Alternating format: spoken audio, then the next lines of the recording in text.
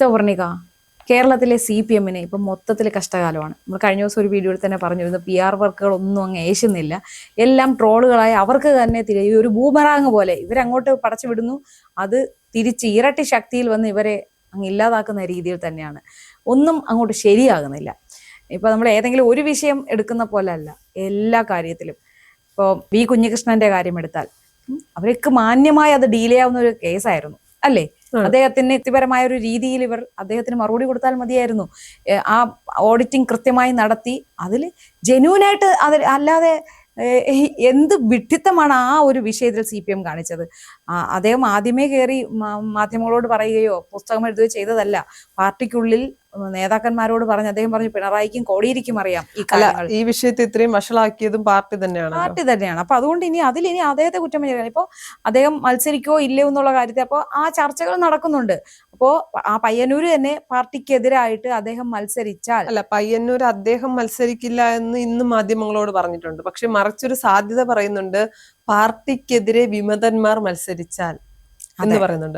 അപ്പോൾ അവിടെ കുഞ്ഞികൃഷ്ണനെ പോലെ ഒരാള് ആ ഒരു വിമത സ്ഥാനാർത്ഥിക്ക് സപ്പോർട്ട് കൊടുത്താൽ, ഇപ്പൊ കുഞ്ഞികൃഷ്ണനൊപ്പം നിൽക്കുന്ന ഒരു വിഭാഗം ഉണ്ടല്ലോ പാർട്ടിക്ക്, ഉറപ്പായിട്ടും ഉണ്ടാവും. പിന്നെ ആ പയ്യന്നൂരായതുകൊണ്ട് അവർ പ്രകടമാക്കുന്നില്ല എന്നേ ഉള്ളൂ. ഇപ്പൊ വോട്ടിടുക എന്ന് പറഞ്ഞാൽ അവർക്ക് രഹസ്യമായി വോട്ട് ചെയ്യാൻ കഴിയും. അപ്പോൾ ഒരു സ്ത്രീ ചോദിച്ചൊരു ചോദ്യമുണ്ട് അന്ന് പുസ്തക പ്രകാശനത്തിന്, അവിടെ ഉള്ളവർ എന്തുകൊണ്ടാണ് അതിൽ പങ്കെടുക്കാത്തത് എന്ന് ചോദിച്ചാൽ, കിണറിൽ വിഷം കലർത്തുന്നത് അവർക്ക് പേടിയില്ലേ, അവരുടെ ജനാല ചില്ലുകൾ തച്ചു തകർക്കുന്നതിനെ അവർക്ക് പേടിയാണ്, അവർക്ക് അവിടെ ജീവിക്കണ്ടേ. ഞാൻ പറഞ്ഞിട്ടില്ലേ മുൻപിലെ സിദ്ധാ പാലക്കൽ എന്ന് പറയുന്ന BJPക്ക് വേണ്ടി അവിടെ മത്സരിച്ചതാണ്. അപ്പോൾ അവർക്ക് രാഖി രാമായണം വീട് വിട്ട് പോകേണ്ട അവസ്ഥയാണ് വന്നത്. അവർക്ക് വീട് കയറി ആക്രമണം നേരിടേണ്ടി വന്നു. ഇതൊരു സ്വതന്ത്ര രാജ്യമല്ലേ, ഇവിടെ ഒരാൾക്ക് മത്സരിക്കാൻ ഉള്ള സ്വാതന്ത്ര്യമില്ലേ. അപ്പൊ അങ്ങനെ ചെയ്തിട്ടുള്ളവരാണ്. അപ്പൊ അവിടെ പ്രകടമായിട്ട് സപ്പോർട്ട് ചെയ്യാൻ ആൾക്കാർക്ക് പേടിയാണെങ്കിലും ഒരവസരം കിട്ടിയാൽ അവർ പ്രതികരിക്കുക. അത് തെരഞ്ഞെടുപ്പിൽ വോട്ട് കൊടുക്കാനുള്ള ഒരു അവസരം കിട്ടിയാൽ അവർ അത് പ്രതികരിക്കുമെന്നുള്ള കാര്യത്തിൽ യാതൊരു സംശയവുമില്ല. പിന്നെ അടുത്ത കാര്യം, ഒരാൾക്ക് കിട്ടിയ പെൻഷൻ മുഴുവൻ കൊണ്ടുവന്ന് വേദിയിൽ ഗോവിന്ദന് കൈമാറുക, ഗോവിന്ദൻ അത് നിങ്ങൾ തന്നെ വെച്ചോ എന്ന് പറഞ്ഞ് തിരിച്ചു കൊടുക്കുക. പക്ഷേ അത് കഴിഞ്ഞ് പുറത്തു ആ വീഡിയോ കാണുമ്പോൾ തന്നെ അറിയാം ഇത് പറഞ്ഞു വെച്ച് ചെയ്യിപ്പിച്ചതുപോലെ എന്ന് തന്നെയാണ് കാണുമ്പോൾ ഒറ്റ നോട്ടത്തിൽ തന്നെ തോന്നുമായിരുന്നു. പക്ഷെ അത് ഞാൻ അടുത്ത ദിവസം ഇറങ്ങിയ വീഡിയോയിൽ പുള്ളി വളരെ കാഷ്വലായിട്ട് പറയുകയാണ് എന്താണ് സംഭവിച്ചതെന്ന്. അതെനിക്ക് തോന്നുന്നു ക്യാമറ ഉണ്ടെന്ന് പോലും അദ്ദേഹത്തിന് അറിയാതെ ഷൂട്ട് ചെയ്തതായിരിക്കാം. അത് കഴിഞ്ഞിട്ട് കൈരളി അതിനെ വെളുപ്പിക്കലുമായിട്ട് രംഗത്തെത്തിയിരുന്നു. അങ്ങനെയൊന്നും അല്ല എന്ന് ആളെ കൊണ്ട് പറഞ്ഞു പറയിപ്പിക്കുന്ന രീതിയിൽ. ഈ കേരളത്തിലുള്ള ആൾക്കാരും ചോറും ആഹാരവും ഒക്കെ കഴിച്ചില്ല. എപ്പോഴും കൈരളിക്കും ദേശാഭിമാനിക്കും റിപ്പോർട്ടറിനും ഒക്കെ എന്താണ് മാധ്യമ രംഗത്ത് അല്ലെങ്കിൽ ബാക്കി എല്ലാവരും എടുക്കുന്നതിന് ഓപ്പോസിറ്റ് ആയിട്ടൊരു നിലപാടും വാർത്തകളും ആയിരിക്കുമല്ലോ എപ്പോഴും എടുക്കുന്നത്. ബാക്കിയുള്ളവർ നിൽക്കുന്നതിന് ഓപ്പോസിറ്റ് ആയിട്ടെന്നല്ല, അവർക്കൊരു അജണ്ടയുണ്ട്, അതിലപ്പുറത്തേക്ക് അങ്ങോട്ടും ഇങ്ങോട്ടും അവർ നീങ്ങില്ല. യാഥാർത്ഥ്യം എന്തോ ആയിക്കൊള്ളട്ടെ, അവർക്ക് അവരുടേതായിട്ടുള്ള രീതിയിൽ തന്നെ അവർ മുന്നോട്ട് പോകുന്നതല്ല. അപ്പം ആ സംഭവവും പാളിപ്പോയി. പിന്നെ അടുത്ത് വേറെന്താണ് ശ്രദ്ധയിൽപ്പെട്ടിട്ടുള്ളത്? സുരേഷിന്റെ എനിക്ക് തോന്നുന്നു CPM-നെ പൂർണ്ണമായി തകർക്കുന്ന ഒരു തെരഞ്ഞെടുപ്പാണ്, അല്ലെങ്കിൽ തെരഞ്ഞെടുപ്പിന് തൊട്ട് മുമ്പ് CPM ഈ വിധം പ്രതിരോധത്തിലായ ഒരു സാഹചര്യം ഇതിനു മുമ്പ് എനിക്ക് തോന്നുന്നു കേരള രാഷ്ട്രീയത്തിൽ ഉണ്ടായിട്ടില്ല. ഏത് കാര്യം എടുത്താലും CPM-നെ അടിക്കാൻ വേണ്ടി നിൽക്കുന്ന ഒരു അവസ്ഥയാണ്. ശബരിമല സ്വർണ്ണക്കൊള്ള, അതിന് തൊട്ട് മുന്നേ നടന്ന ആഗോള അയ്യപ്പ സംഘം, അതിന്റെ ക്രമക്കേടുകൾ പോലും പുറത്തു വരുന്നത് ഇപ്പോഴാണ്. PR ടീം പറഞ്ഞു കൊടുത്ത വീടാന്തരം കയറിയുള്ള പരിപാടി, അത് CPM തന്നെ പറയുന്നു ഭവന സന്ദർശനം പൊളിഞ്ഞു എന്നുള്ള കാര്യം. അത് എന്തുകൊണ്ടാണ് പൊളിഞ്ഞതെന്ന് പറയട്ടെ.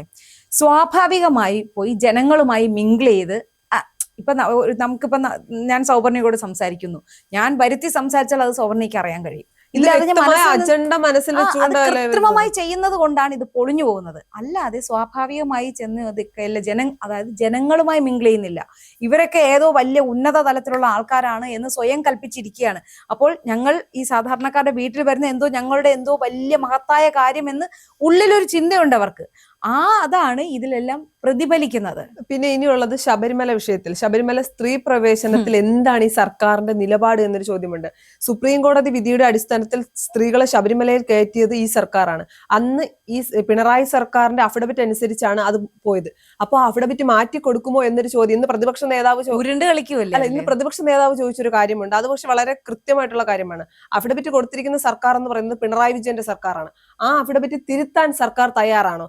എന്താണ് സർക്കാരിന്റെ നിലപാട്? ശബരിമലയിൽ സ്ത്രീകളെ കയറ്റിയത് തെറ്റാണെന്ന് മനസ്സിലായപ്പോൾ വീടാന്തരം കയറി മാപ്പ് പറഞ്ഞവർ കോടതിക്ക് മുന്നിൽ അഫിഡവിറ്റ് പിൻവലിക്കുമോ? എന്നിട്ട് പ്രതിപക്ഷ നേതാവ് ഒരു കാര്യം കൂടി പറഞ്ഞു, അടുത്ത UDF അധികാരത്തിൽ വരുമ്പോൾ ഞങ്ങൾക്ക് അറിയാം ശബരിമല വിഷയത്തിൽ ഞങ്ങൾക്കൊരു നിലപാടുണ്ട്, ആ നിലപാടിന്റെ അടിസ്ഥാനത്തിൽ ഞങ്ങൾ അഫിഡവിറ്റ് കൊടുക്കും. അപ്പോൾ സർക്കാർ സത്യത്തിൽ ചേച്ചി എന്ത് പറയും? എന്ത് ചെയ്യണം? മാറ്റണോ? എന്നാ മാറ്റിയില്ലെങ്കിൽ എന്നാ വ്യക്തമായിട്ട് പറയാലോ, നമ്മൾ മുൻപത്തെ സാഹചര്യം അനുസരിച്ച് ഇങ്ങനൊരു അഫിഡവിറ്റ് കൊടുത്തു, മാധ്യമങ്ങളോടെങ്കിലും പറയാലോ. അപ്പൊ നിലവിലെ സാഹചര്യം വെച്ച് ഭക്തർ, അതായത് ഹിന്ദു മത വിശ്വാസികൾക്ക് അത് ഏറെ വേദനിപ്പിക്കുന്നതാണ് എന്ന് മനസ്സിലായത് കൊണ്ട് നമ്മൾ അത് നിലപാട് തിരുത്തുന്നു. തെറ്റ് തിരുത്താൻ, തെറ്റെന്നും പറയണ്ട, നിലപാടിൽ മാറ്റം വരുത്തുന്നു എന്ന് തുറന്നങ്ങ് പറഞ്ഞാൽ പോരെ. ഇപ്പൊ ഞാൻ ചോദിക്കട്ടെ ചേച്ചി, മാറ്റം വരാത്തതായിട്ട് ഒന്നുമില്ലെന്ന് എം വി ഗോവിന്ദൻ തന്നെ പറഞ്ഞു. പക്ഷെ ഇതിനകത്ത് മറ്റൊരു കാര്യമുണ്ട്. ഈ CPM-ന് നിലപാടുകളിൽ ഇപ്പൊ നിലപാടുകളിൽ മലക്കം പറയുന്നത് ആദ്യത്തെ സംഭവമല്ലല്ലോ. കമ്പ്യൂട്ടർ വന്നപ്പോ പറഞ്ഞു വരുത്തിയത് കമ്പ്യൂട്ടർ മനുഷ്യരെ തുപ്പും. ഒരാൾ പറഞ്ഞതാ. അപ്പൊ ഞാൻ കേട്ട് ഇങ്ങനെ ചിരിക്കുകയായിരുന്നു, കമ്പ്യൂട്ടറെ നിങ്ങളെ തുപ്പും. എന്നിട്ട് ഇവര് പറഞ്ഞതാ, ഇവിടെ ആർക്കും പിന്നെ ഇനി ജോലിയെ ഉണ്ടാവില്ല, കമ്പ്യൂട്ടർ ഓടി നടന്ന് ജോലി ചെയ്യും എന്ന് വരെ പറഞ്ഞു വരുത്തി. എന്നിട്ട് ലാപ്ടോപ്പും കക്ഷത്ത് വെച്ച് നടക്കുന്നതാരാ? അതേ സഖാക്കന്മാർ തന്നെയല്ലേ. അപ്പോ അവരെന്നും കാലാകാലങ്ങളായി ഒരു സാധനത്തിനെ അവർ നിഷേധിച്ചിട്ടുണ്ടെങ്കിൽ അത് അടുത്ത കാലത്ത് അത് അക്സെപ്റ്റ് ചെയ്യുന്നതാണ് അവരുടെ ഒരു രീതി എന്ന് എന്തിനേറെ പറയുന്നു. ഇപ്പോ ജവഹർലാൽ നെഹ്റുവിനെ കുറ്റം പറഞ്ഞുകൊണ്ടിരുന്നിട്ട് അടുത്ത് ഇന്ദിരാഗാന്ധി ഭരിക്കുമ്പോൾ ജവഹർലാൽ നെഹ്റു സൂപ്പർ ആയിരുന്നു എന്ന് പറയും. അത് കഴിഞ്ഞ് ഇന്ദിരാഗാന്ധി കഴിഞ്ഞിട്ട് ഇന്ദിരാഗാന്ധിയുടെ ഭരണകാലത്ത് ഇന്ദിരാഗാന്ധിയെ കുറ്റം പറയും. അത് കഴിഞ്ഞ് രാജീവ് ഗാന്ധി ഭരിക്കാൻ വരുമ്പോൾ ഇന്ദിരാഗാന്ധി ആയിരുന്നു സൂപ്പർ, രാജീവ് ഗാന്ധി വളരെ മോശം എന്ന് പറയും. ഇങ്ങനെ കാലത്തിനനുസരിച്ച് ഇവരുടെ അഭിപ്രായം മാറ്റി. ഇപ്പൊ എല്ലാവർക്കും അറിയാം ശബരിമലയിൽ ഇനിയിപ്പോ സർക്കാർ നിലപാട് മാറ്റിയാൽ പോലും എല്ലാവർക്കും അറിയാം വോട്ട് ബാങ്ക് ലക്ഷ്യം വെച്ചാണെന്ന്. അല്ലായിരുന്നെങ്കിൽ അയ്യപ്പ സംഗമത്തിന്, ആഗോള അയ്യപ്പ സംഗമത്തിന് ഇഷ്ടംപോലെ ആൾക്കാർ വരുമായിരുന്നല്ലോ. ആണ്. പക്ഷെ എന്നിട്ട് പോലും സർക്കാരിന് അവിടെ എന്ത് നിലപാട് എടുക്കണമെന്ന് അറിയാൻ വേറൊരവസ്ഥയുണ്ട്. അതുപോലെ തന്നെ എനിക്ക് തോന്നുന്നു CPM-ന് ഇത്രത്തോളം തിരിച്ചടി കിട്ടിയ ഒരു കാലം വേറെ ഉണ്ടായിരിക്കില്ല. ഇനിയിപ്പോ VS അച്യുതാനന്ദന്റെ പ്രൈവറ്റ് സെക്രട്ടറി ആയിട്ടുണ്ടായിരുന്ന സുരേഷ് ഇന്ന് പുതുയുഗ യാത്രയിൽ, പ്രതിപക്ഷ നേതാവ് VD സതീശൻ നയിക്കുന്ന പുതുയുഗ യാത്രയിൽ പാലക്കാട് എത്തുമ്പോൾ അവിടെ പങ്കെടുക്കുന്നുണ്ട്. എന്താണ് CPM-ൽ നിന്ന് ആളുകൾ പോകുന്നു. ഞാൻ കഴിഞ്ഞ ദിവസം പറഞ്ഞതാണ്, CPM ജനങ്ങളിൽ നിന്ന് ഒരുപാട് അകന്നുപോയി. അതിന് പാർട്ടിക്കാർ അല്ലെങ്കിൽ ഈ പറഞ്ഞ സഖാക്കൾ അംഗീകരിച്ചാലും ഇല്ലെങ്കിലും അത് സത്യമാണ്.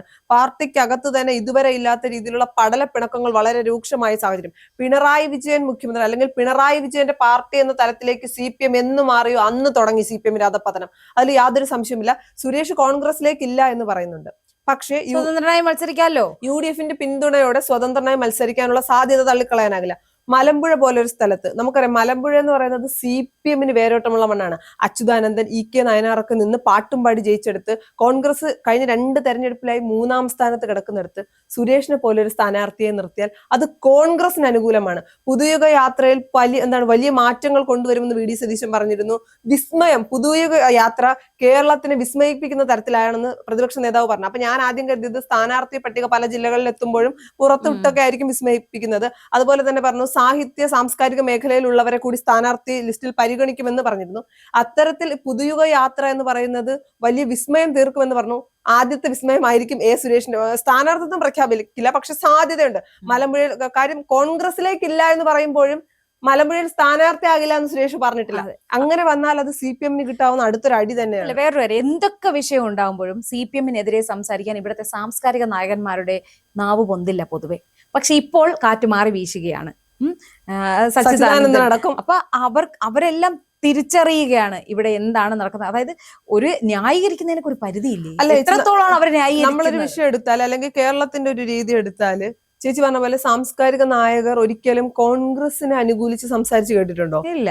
പക്ഷേ CPM-നെ അല്ലെങ്കിൽ ഇടതുപക്ഷത്തെ അനുകൂലിച്ച് സാധാരണഗതിയിൽ അവർ കോൺഗ്രസിനെ അനുകൂലിച്ച് പറയുന്നില്ല എന്ന് മാത്രമല്ല, CPM ചെയ്യുന്ന എന്ത് വൃത്തികേടുകൾക്കും അവർ ഒരു മൗന സപ്പോർട്ടാണ് കൊടുക്കുന്നത്. എന്നാൽ ഇതിനു മുമ്പ് ഈ അടുത്ത കാലത്തൊക്കെ തന്നെ സാംസ്കാരിക നായർ CPM-നെയും പിണറായി വിജയനെ പോലും വിമർശിച്ച സാംസ്കാരിക നായകരുണ്ട്. അപ്പൊ അതിൽ നിന്നൊക്കെ മനസ്സിലാക്കുന്ന എന്താണ്, CPM-ന് കഷ്ടകാലമാണ്. കോൺഗ്രസിന് അനുകൂലമായിട്ടൊരു ട്രെൻഡ്, കേരളത്തിലെ നിലവിലെ രാഷ്ട്രീയ സാഹചര്യം കോൺഗ്രസിന് അനുകൂലമാണ്, ട്രെൻഡ് കോൺഗ്രസിന് അനുകൂലമാണ് എന്നൊക്കെ പറയുമ്പോൾ പോലും ഇതിനൊക്കെ അപ്പുറം CPM-കാർ പോലും, CPM-ലെ ഒരു വിഭാഗം പോലും കോൺഗ്രസിനൊപ്പമാണ് മനസ്സുകൊണ്ട്. പണ്ടൊക്കെ ആ ഒരു വിഭാഗം എന്ന് പറയുന്ന ഒരു ചെറിയ വിഭാഗമായിരുന്നുവെങ്കിൽ ആ വിഭാഗത്തിന്റെ സ്ട്രെങ്ത് ഇപ്പൊ കൂടി. അത് കൂട്ടിയതാരാണ്? മുഖ്യമന്ത്രി പിണറായി വിജയൻ. ഇപ്പൊ ഈ കഴിഞ്ഞ ദിവസത്തെ ഒരു പരിപാടിയിൽ പോയി ഒരു പെൺകുട്ടി അപ്രോച്ച് ചെയ്തപ്പോ ആ കാണിച്ച ഒരു ധാർഷ്ട്യമുണ്ടല്ലോ. അതായത് PR ടീമുകാർ എത്ര തന്നെ മോൾഡ് ചെയ്തെടുക്കാൻ ശ്രമിച്ചാലും ആ ഉള്ളിലുള്ള ആ ക്രൂരത, ധാർഷ്ട്യം അത് പുറത്തു വരികയാണ്. ഇപ്പൊ എന്തോ ആയിക്കൊള്ളട്ടെ, ആ പെൺകുട്ടി ചോദിക്കുന്നു, സെൽഫി എടുക്കാൻ ചോദിക്കുന്നു, അയാളുടെ മുഖത്ത് എന്താ ഇത്ര ഈ ക്രൂരത വരേണ്ട ആവശ്യം?